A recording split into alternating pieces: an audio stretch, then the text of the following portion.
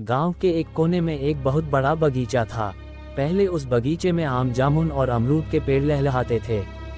बच्चे खेला करते थे और औरतें वहां से फल तोड़ा करती थीं।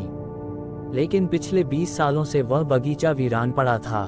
लोग कहते थे कि वहां रात को अजीब रोशनी दिखाई देती है। कई बार किसी औरत के रोने की आवाज भी आती। धीरे धीरे कोई भी इंसान उस बगीचे के पास जाना बंद कर चुका था। राघव गांव का सबसे जिज्ञासु लड़का था। उसने ठान लिया कि वह इस बगीचे का राज जरूर पता करेगा। उसकी दादी ने कहा, बेटा वो बगीचा श्रापित है, वहां मत जाना। तेरे दादा भी उसी बगीचे में खो गए थे। लेकिन राघव ने बात नहीं मानी। वह अपने 3 दोस्तों पवन, सुनील और अजय के साथ रात में बगीचे में चला गया। जैसे ही उन्होंने बगीचे की जर्जर दीवार पार की, अचानक ठंडी हवा का झोंका आया।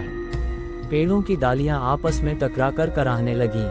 जमीन पर सूखे पत्ते अपने आप हिलने लगे, मानो किसी ने उन्हें धकेला हो।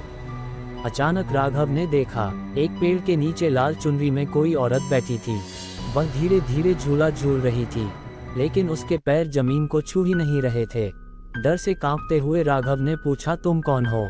औरत ने ठंडी आवाज में कहा, मैं इस बगीचे की रक्षक हूँ, लेकिन लोग मुझे चुड़ैल कहते हैं। उसकी आंखें लाल हो गईं और चेहरे पर डरावनी मुस्कान फैल गई। फिर उसने आगे बताया, सालों पहले इस बगीचे में ठाकुर ने मुझे धोखा देकर जिंदा गाड़ दिया था। मेरी आत्मा आज भी शांति नहीं पा सकी। जब तक उस पाप का बदला नहीं लिया जाएगा, कोई भी इस बगीचे में चैन से नहीं रह पाएगा। ये सुनकर चारों दोस्त सिहर उठे। तभी जमीन से काले हाथ निकलकर उनके पैरों को पकड़ने लगे। सबकी चीखें रात के सन्नाटे को चीर रही थीं। सुबह गांव वाले बगीचे के बाहर जमा हुए, लेकिन बगीचा वैसा ही खाली था जैसे कभी कोई अंदर गया ही ना हो। आज भी लोग कहते हैं कि उस बगीचे में रात के अंधेरे में 4 लड़कों की चीखें गूंजती हैं और लाल चुनरी वाली औरत झूले पर बैठी मुस्कुराती हुई दिखाई देती है।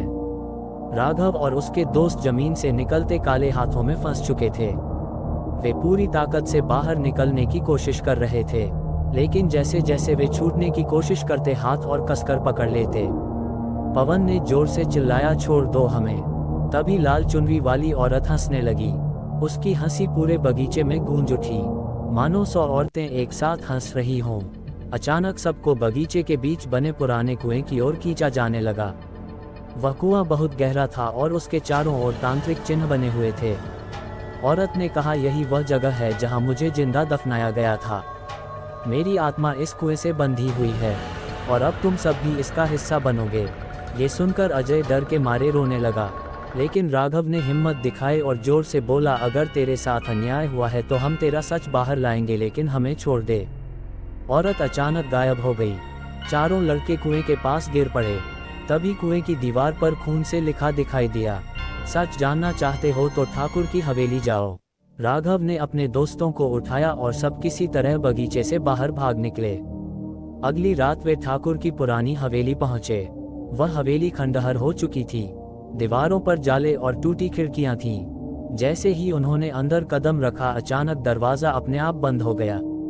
अंधेरे में एक भारी आवाज गूंजी, तुम्हें यहाँ नहीं आना चाहिए था। वे सब सिहर उठे। राघव ने कांपते हुए पूछा, सच बताओ, उस औरत के साथ क्या हुआ था? दीवार पर परछाई उभरने लगी।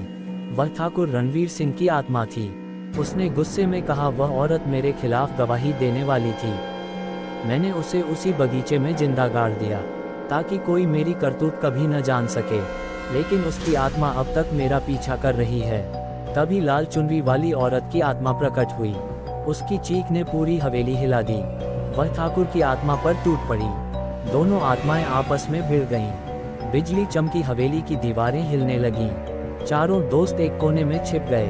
अचानक ठाकुर की आत्मा चीखते हुए गायब हो गई और औरत की आत्मा मुस्कुराते हुए बोली, अब मुझे शांति मिल गई है, लेकिन इस बगीचे की मिट्टी हमेशा पाप से सनी रहेगी। जो भी रात में वहां जाएगा उसका खून इस जमीन में समा जाएगा। ये कहकर वह भी हवा में विलीन हो गई। चारों दोस्त जैसे तैसे घर पहुंचे, लेकिन उस रात के बाद पवन हमेशा बीमार रहने लगा। सुनील ने गांव छोड़ दिया। अजय को रात में नींद नहीं आती थी और राघव, उसने ठान लिया कि वह उस बगीचे के सच को किताब में लिखेगा। लेकिन अजीब बात यह रही कि किताब लिखते समय हर पन्ने पर लाल दाग उभरने लगे। गांव वाले कहते हैं आज भी वह किताब अधूरी पड़ी है। और जो उसे पढ़ने की कोशिश करता है उसके कानों में औरत की धीमी फुसफुसाहट सुनाई देती है। अब तुम भी मेरे बगीचे का हिस्सा हो।